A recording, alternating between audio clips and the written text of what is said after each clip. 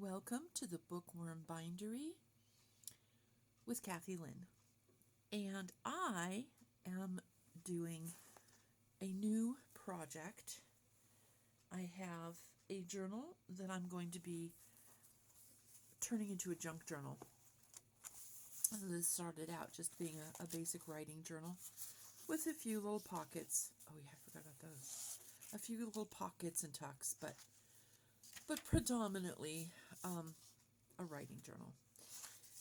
When I made the book, I did leave the signature ties long so that I could put charms on the bottom. And so I'm glad I did that now that I am definitely turning it into a junk journal. And I'm not sure how well the camera's picking this up, but this is a piece of fabric that I bought and actually made an outfit out of years ago. It's cream, kind of a natural muslin with white lace and not this trim or this trim, but it has like this chenilling in it and some netting that the chenille is sewn onto. And then there's eyelet and lace on this. When I made the book, then I centered this square and put trim around it to bring it up. Trimmed around the whole thing with lace. Ooh, sorry about that. Did not mean to do that. And then put a really cool trim on the spine. So when I look at it, it looks to me like it's all the same fabric. But when I look at it from a different eye, I realize that it really just looks like I was very clever and put lots of things together and made something amazing. It's nice when things come together. Okay, so here's my journal. And this journal is a medium-sized journal for me. It is a 7 by 5 and a quarter. So I have manila paper. I really love manila paper. If you make journals and you haven't tried it, I highly recommend it. It has a slight texture which feels good. It's got a weight that's nice. And what's great about it, I wish I had a piece here that I could show you. This is going to be probably a 4, maybe a 6 volume show. Volume isn't the right word, but part. That's what I want. This is probably going to be a 6-part video series. And so I will bring you a piece of this manila paper and write on it. And you'll see how you can write on both sides and it doesn't show through. And it's a really nice paper. It doesn't quite feel handmade, but it's certainly not plain lined paper. You can feel and see a difference. So that's very cool. What I've collected in this lovely mess in front of me, it's not a mess, it's an organized arrangement. I have kind of gathered together some of the things I'm going to be putting in it because I just kind of wanted to show you where we're going. So I have doilies, 2 different sizes. These are paper doilies. That's important for me to point out. I have some die cuts that a friend gave me that are kind of on a little bit heavier paper. They're on a neutral paper color, but lighter than the manila. So they don't jump out at you, but they're going to make a really cool accent. And if I could find a page that doesn't have anything on it. Here. So it can slip into the corner. And then the other one is not a corner piece. Can be arranged. I thought I'd arrange them on opposing pages and then leave that plain to be printed on, to be written on. I think it would be a really nice way to frame our thoughts is where I was going with that. So I have this. I've been kind of holding on to it probably for a year. So there's that. I've got that. And then I have some crocheted trim that a friend of mine made. She was teaching me how to do little doilies because I had seen a video where Bella from Rach and Bella had used doilies, and they were really adorable. And so I said to my friend, "Can you show me how to crochet?" I learned probably about 10 years ago. Thought, I don't need to know how to do this. Everybody I know crochets. I'll just ask them for things. So she taught me, but then she also made me some trims. So there was that pretty one in variegated purple. This one in a natural color or oatmeal. I'm not sure what the color said on the spool, but that's a pretty one. And then, yeah, here are the doilies. Now, trust me, these are not the doilies I made. And I may use the doilies I made, but I went ahead and just pulled out several of the doilies that my friend made. And I thought I would use them in several places.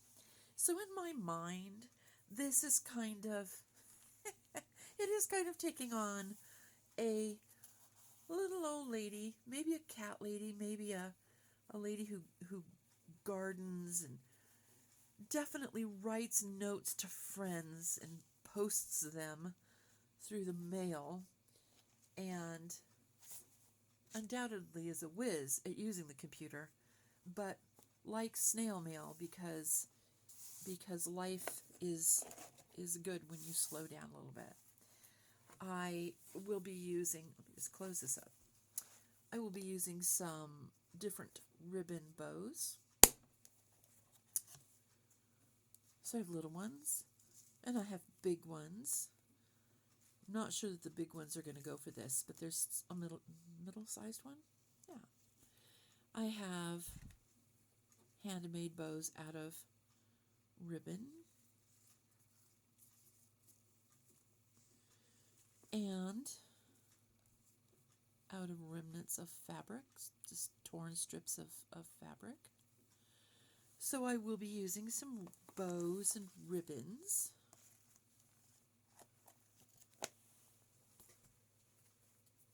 Okay, no bows were harmed in the closing of that container. Well, one got its toes pinched. And then I have flowers. Lots of kinds of flowers. And so I will be putting flowers in, just tucked here and there. This is actually a yardage trim that I picked up at Michael's, and then just cut those apart. And this is a yardage trim that I added the stone in the middle, and I picked this one up at SAS in Phoenix. We no longer have one in Tucson, so we have to drive to Phoenix. But when we get there, there's 3. So you can make a day of it and go nuts. Then we have, these are patches, and there's mushrooms. So I figure that mushrooms are going to go into this nicely. There's also, so basically these are patch.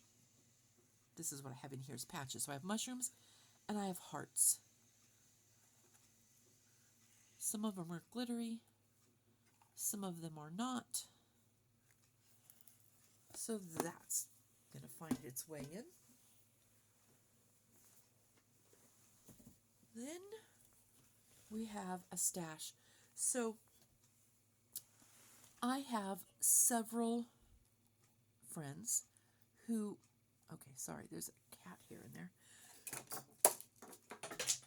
Well, that was fun.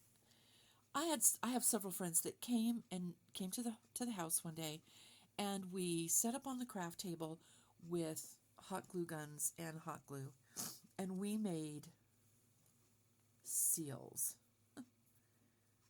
using hot glue. So, faux wax seals. I don't know how well these are actually going to show up. Well, it would help if this one was right side up.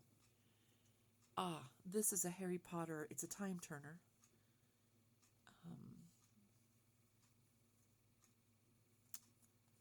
Boy. Ah, this is just a tangle of branches and leaves.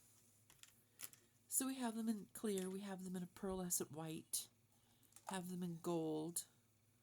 It's a nice rose. How well you can see that. Here's one.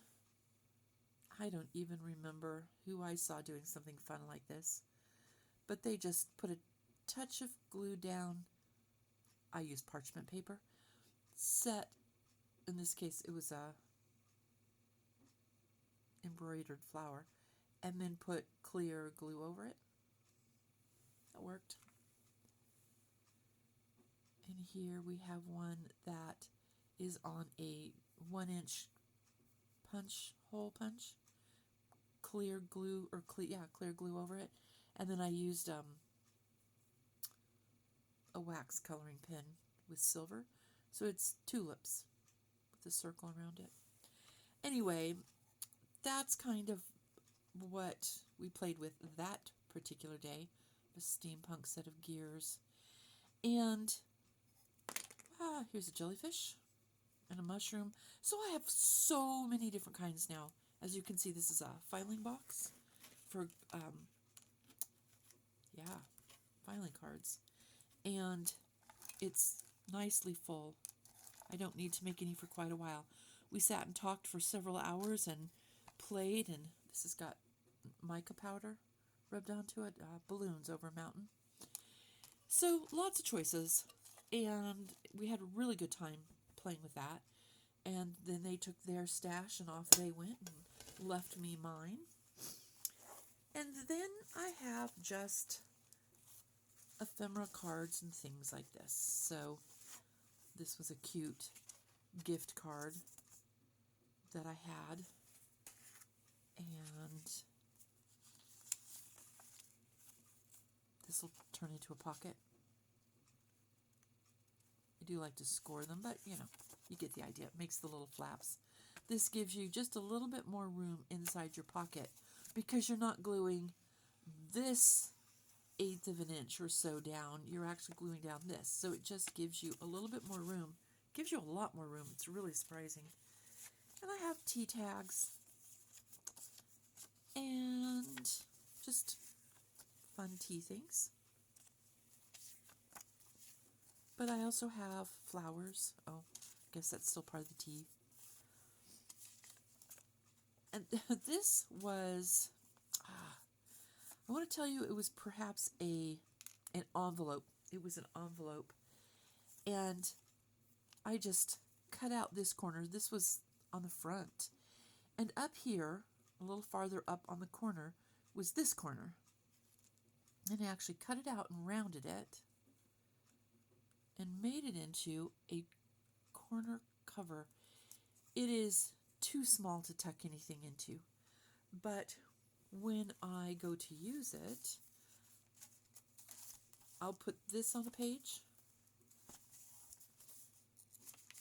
I'm fumbling things now. I will use this as a corner tuck, so you'll be able to slip something in there, and then just for decorative purposes, I can put this over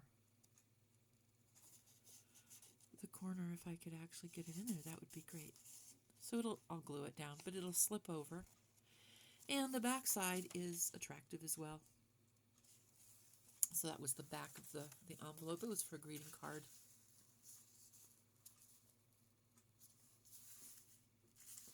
So I did go ahead and add this butterfly. It's a sticker, I think a pet sticker. It had white around it. And nope, it's a washi sticker. It doesn't have a sheen to it. And then I just inked over it with green distress ink. So this is sort of where we're going with this. I think this was another really cute little card. This was a set of cards that is old. It completely faded out the sticker, but the cards themselves are good. I found this in the back of my desk, the roll top desk, and I made these cards, well, let's see, they're dated 2005. So I made these cards, and I sold them for quite a while. I sold them in sets of 5. This is the inside. This is the pocket. So I came across them last year, and I'm like, well, I never used this. You can write there. And then it has sealing stickers. They were really fun to make, and they sold pretty well. But quite honestly, even in 2005, people weren't writing letters. And there was one here. So anyway, here we are. This is what we had. And I'm going to add those in. Some pretty things. Lots of pretty things.